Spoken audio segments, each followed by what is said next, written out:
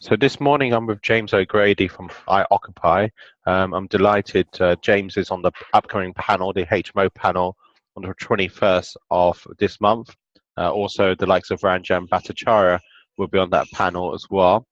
Um, James, I've met Bill. Bill's been at my meets before. Bill's one of your key partners in iOccupy, along with Bill's brother, Darren, and you're the third part of the puzzle. Um, That's right. Tell me a little bit about yourself. I know you came together. I was listening to a video, in fact, a few weeks ago. You met initially at a Vanish Patel event, so that's how you came together. But do you want to let the listeners know a little bit about your background with a focus on HMO? Yeah, hi there. Yes, we did meet at one of Vanish Patel's meets back about 5.5 years ago now. And I suppose history on us then, we've focused while we've been working together on HMOs as a business. I've always incorporated that into our mindsets from day one. We really wanted a business that was going to work and build a team that could operate that without us when that day comes. So that's always been part of the process and mindset that we've been gearing up for. So we've been building processes, systems as we go along, so that if we do anything more than once, we try and document it, so it's going to be much easier to create and do the next time around. So that's about it. One of your strengths in documentation is the likes of using Google Drive. Have I got that right? Is that one of the major platforms which you use?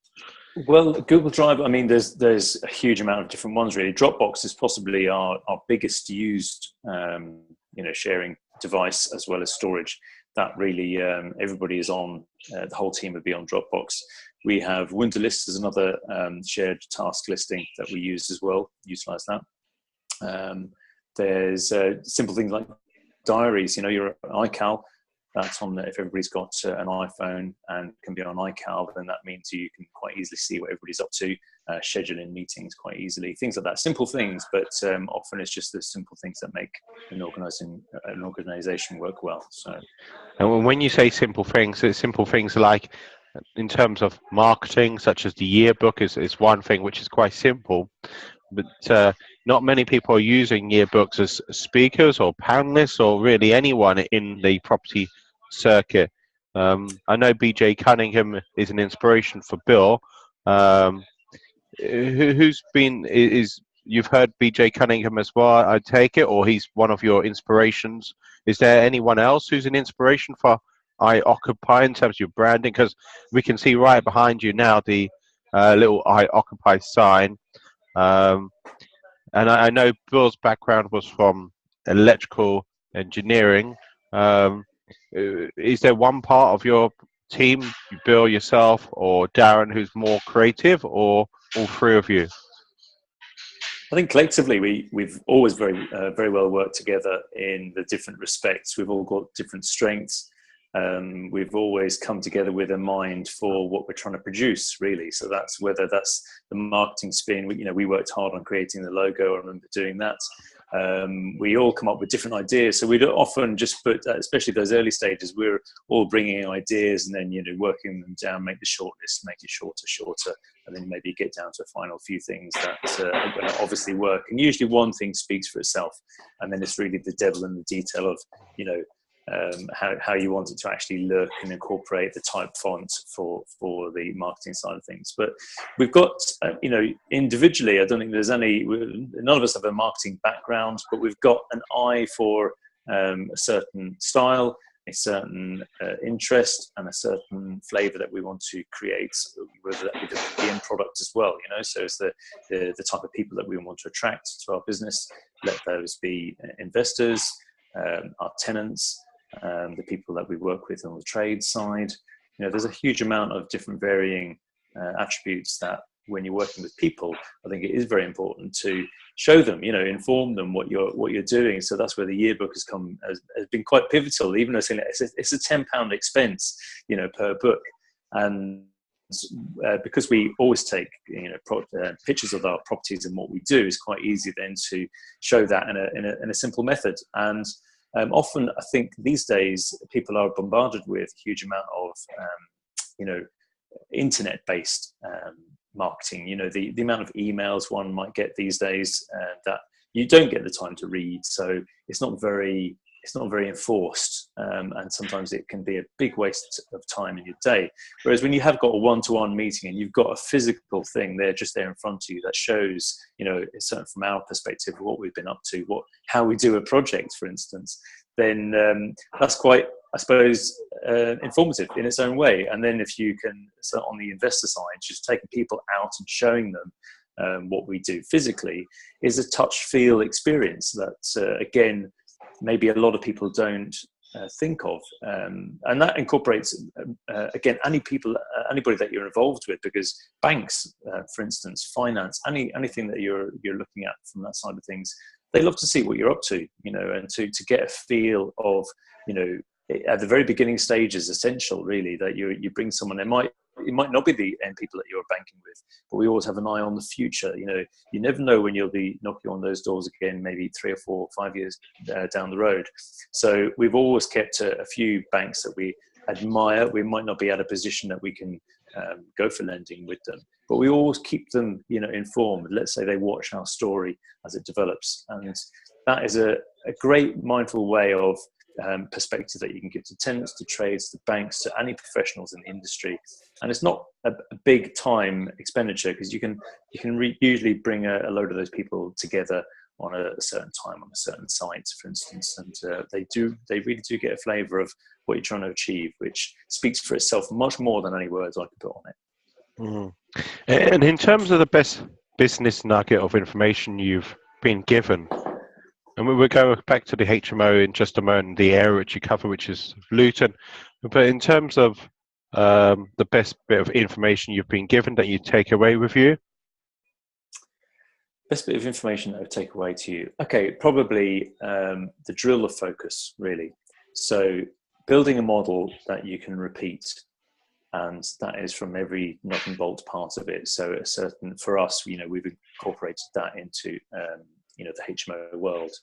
I think in business you can do that in any text. So that can be, depending on the product, you see something that can, when you know how to build it once, and then you can get the team to build it again and again and again and again, that means then you've got a system that is going to work and repeat much easily more for you, compared to having to learn essentially a new, a semi-new business each time, because you take on a different style of property. So it's very easy to go, in the property world, it's very easy to go and get a deal, to go and get a 1-bed flat. It could be a 4-bed house, it could be commercial, it could be hotel, it could be, you name it. Then the work and effort you have to put into doing what you're going to do with that property, i.e. turn it around, develop it, sell it, whatever the scenario might be, you will work hard. If you keep doing a new type of project every time, you're putting an exhaustive amount of energy to keep that effort going. Whereas once you've done it once and you essentially repeat the same model in the same area, then you are really going to save yourself time and resource, and you can document your systems as you go. And so then it's far easier. Second, third, 10th time, then it's a walk in the park. Well, what made you specifically go for the HMO strategy? Is there a particular reason it worked well in Luton? Was it the geographical area which was the major influence? I think there's a multitude, really. You've got it is the yield being part of it. We picked Luton because you've got a good balance of yield and asset growth. So that's pivotal, let's say, for us. We were looking, we could have gone many places in the country, but we were always trying to, if we can, with the investment that we put in, we want to extract the majority of that back out on a refinance after we've bought and developed the property, and so then we can move on and repeat again. So the model was always to keep adding to the portfolio, build up that portfolio to a significant nature that we can then enjoy, obviously, the proceeds, build a team and create a business behind it, so that then it can be self-fulfilling and self-growth, really, as well as it goes forward. So that was always the plan from day one. And Luton was a great spot for that. We've seen a huge amount of interest now in the area in the last year and a half now, really, with media and press getting in there. So we see a lot more investment coming in as well. There's some huge rejuvenation projects going on in the town. And so the growth for the next 10 years is going to be fantastic. with what's coming in. So Luton has been a great place. And I suppose day one, I know more so for Bill and Darren, I myself grew up here, so I know this town like the back of my hand. I always invested here since I was 18. So for me, I was, I knew that the town was strong. I really didn't think of going anywhere else. And in my own mind, I actually couldn't make sense of going anywhere else outside of this town. I remember back in the day when there was, all sorts of foreign investments, property-wise, going on. It could be Bulgaria, Romania, wherever. And I had friends, call me up, say, James, would you not be getting into this? And I couldn't figure out how does that get managed? If something goes wrong, what has that property got to do with me? It didn't feel like it was anything really personal or for me to be interested in. So that's really where it come about. And I suppose Bill and Darren on the outside, they were looking for an investment area. So pre us meeting, they had already just spotted it as a place on the map that was giving enough balance to the asset growth as well as yield, and then also not too far away from where they were living in Rickmansworth, that give them a good time balance in the day, in terms of if you're going to be here on the ground for a lot of your days, certainly in the startup years, then you need that to be kind of near at hand so that you're not traveling and wasting time and energy and money, I suppose, on fuel as well. And in terms of your best investment for below £100, is there anything which comes to mind? You know what? I've actually, this is a good one. I have one shirt. I call it my bank shirt. I pretty much always wear it to bank meetings, and that was £1.50. Okay. So, so we've looked at what you're doing in Luton. We've looked at why you chose Luton. Now, since in the last few years you've expanded, I think you're working on a 15 unit and a 37 unit. Have I got that right? That's correct. Yeah, that's correct. That's right now. Yeah. So you've moved slightly away, or still involved in HMOs, but also looking at developments as well. Looking at service accommodation as an option. So, what would you say to people who are coming into this market, the HMO market, and thinking, is it too saturated? How do we choose an area as well? So you mentioned about yield, you mentioned about capital appreciation. What things should people take away from this video? I think the main view to look at really is, first of all, ask yourself the question, what is it you want to do? I think that's the primary question you need to answer. Does someone want to be a landlord? Does someone want to deal with the tenants? Does someone want to just have an income from the property and have nothing to do with it? There are a varying array of jobs that one has to get involved with when it comes to property. So it's to be very clear with yourself at the beginning, what areas are you comfortable working in and what areas you really do not want to have anything to do with, and you keep to that. So there's always this premise about passive income from property. Well, it's actually very rare in the industry to have pure passive income. So it's to understand the model when you're investing, so to speak, or what kind of work and return are you doing for your money invested. So that leads then on to what kind of monies do you have for investment, or where are you getting monies from for your investment? And then the model that allows you to, is it just a one-off property that you are looking to invest? Maybe you're doing one property a year. Maybe your salary gives you enough income to have that cash flow deposit that you need for each property. So it very much then depends on the person and what they're looking to do. If you're looking to do a business, like what we've done, I think there's some very serious questions, and you ask about the time that you've got to develop that business. Are you doing that all on your own? What support, not just in the business side, but at home? Have you got the support framework that allows you to reinvest in that time, as well as the monetary aspect? So there's a huge amount of questions really to ask of one's individual self, so that you can understand what you're looking to do. And then maybe the influence would be to go, and if if there's questions you can't answer, then which there's going to be many of, I'm sure, then that's where like property networking is invaluable at going to speak to people that operate at completely different levels, from someone that's literally just bought their first deal, or is trying to get completed on the deal, compared to guys and girls that will have portfolios of tens of millions. So that's where you can gain some brilliant influence, insight, and a perspective on maybe then what you'd like to do as an individual. James, just one final question. You mentioned team quite a few times. So I know Bill quite well. I've met Darren, I think, on the one occasion or two occasions. I know yourself, but obviously, if people look at your website, which is I-occupy and is it .co.uk? .co.uk, yes. Yeah. So we will see the team there, and that's one way to connect with you. What advice would you give to people who are thinking of scaling it up and growing a team? What have you learned in the last few years? Well, team is everything, and I suppose what you'll see on the website is actually just our primary team. Secondary teams, and not secondary by nature at all, are all of the people that sit outside of the company that we work with all the time, i.e. your solicitors, your accountants, your trades, people I've given mention to already, bank, finance, all these other attributes that sit outside of the business. So we value every single person as if they are, inside the office ourselves. So the way that we communicate, maybe the way that we, again, show and welcome those people into our business really is, I suppose, pivotal in that influence. You are choosing who you want to work with. Very important.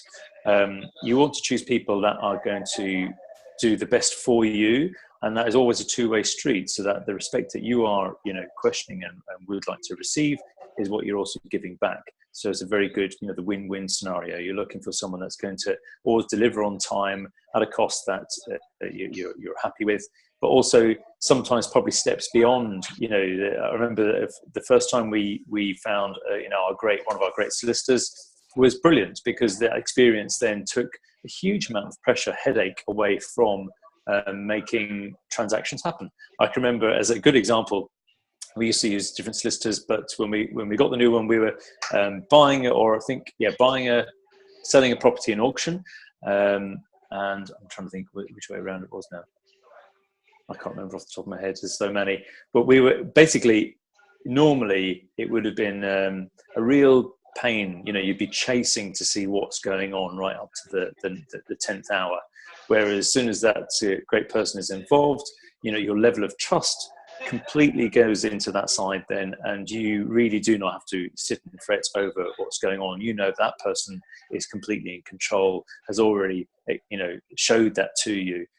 So you've got the confidence then in people like that, and that really brings a different level to personally as well as a business. So incorporating the right people that you can have confidence in. So employing people that have already got great experience in whatever you would like them to do is possibly a higher cost, but that really does alleviate you to concentrate on maybe higher value tasks. Simple as that. If you are bringing someone in at a lower cost base, and I'm talking about a more direct team now, then you do need to schedule in the time to train them, and to train them well, so that then and they are self-developing the systems and processes behind what they do then as well. So you create the wheel that can keep turning for itself. And I suppose for us individually, Bill, Darren and myself, we've always worked with a business coach. So as I said, from day one, we always viewed it as a business. We've worked with a coach the whole time. And for us, that's always been fantastic. At any problems we've had, we've been able to express them, get some great answers, try things out, test and measure, that great sentence, keep putting things in, and keep analysing how they work. And don't be afraid to let things go. If it's not working, just cut it, try something new. You don't need to exhaust something for you to find out too late. So James, sorry. Oh, sorry. What were you going to say? I cut you off. Carry on. It's fine. I was going to say huge thanks for you joining me this morning. In terms of people connecting with you, what's the best way? Is it James at I-occupy? Yep, that's me. Direct email, james@i-occupy.co.uk. Yep, you can contact there. You can put stuff on. We've got the company Facebook, so if you want to get hold of that, I-occupy, then you can thread through messages there. One of the team will pass them on to me. I'm not a Facebook operator myself, But yeah, things will come through. So always happy to discuss and Brilliant. chat. So I look forward to seeing you on the 21st of March in Wandsworth. Just a huge thanks for you taking time out today, and huge thanks to the listeners as well. No worries. Great. And thanks Thank very you. much, Brendan. Cheers now. Thank you. Bye-bye. All right.